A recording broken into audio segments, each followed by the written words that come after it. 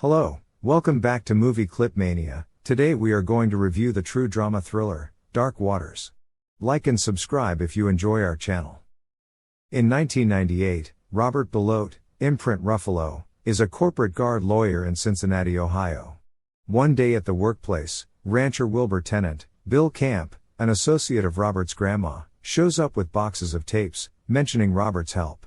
Robert lacks the capacity to deal with him, yet later drives out to his old neighborhood of Parkersburg, West Virginia, to see his grandma and afterward Wilbur. Wilbur shows him proof, from videotapes he's made to outstanding cow parts, of how every one of the 190 of his cows have kicked the bucket, giving indications of odd and abnormal sickness.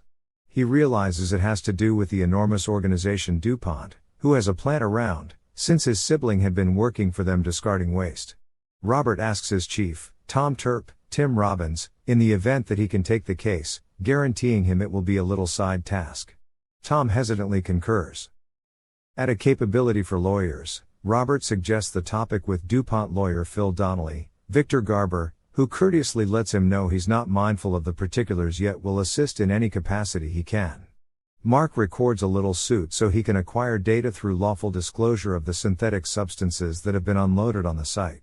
He sees as nothing valuable, then understands it's conceivable that anything harmed Wilbur's steers might be something that isn't even managed by the EPA. At an honors supper, he presses Phil on the issue, who curses at him and calls him a hick. Robert can lawfully compel DuPont to turn over its data, which it does, sending him many boxes of archives trusting track down nothing. He goes through the records individually, at long last finding reference to a synthetic called PFOA that he can't track down anything about. He keeps going through the records. Around midnight, Robert's pregnant spouse Sarah, Anne Hathaway, finds him removing the floors and going through their dish.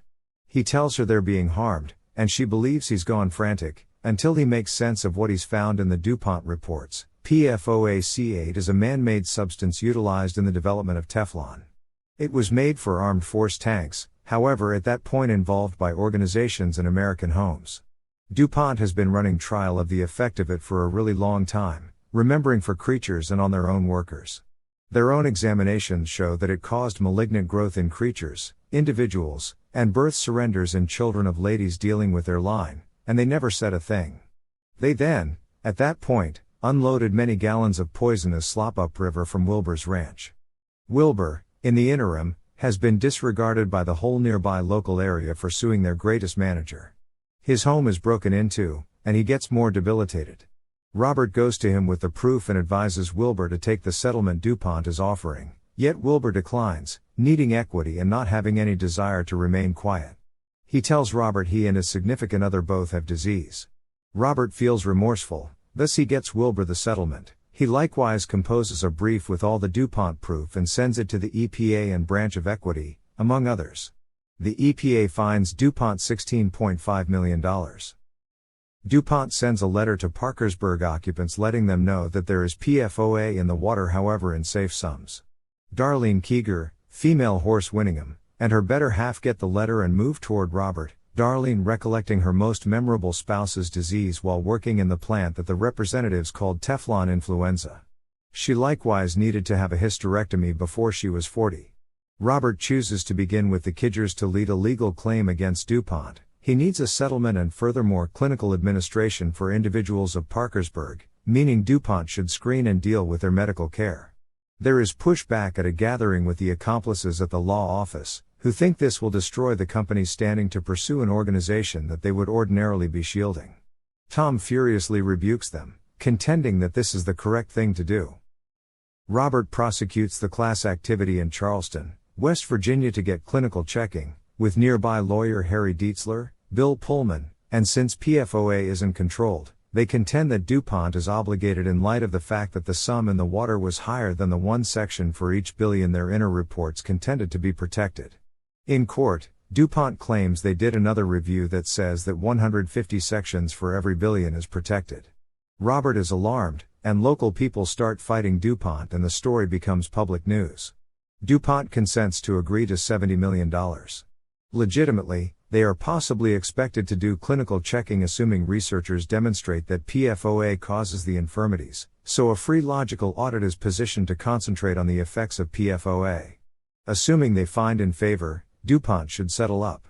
To get information for it, the firm tells local people they can get their repayment cash subsequent to giving blood, and almost 70,000 individuals give to the review.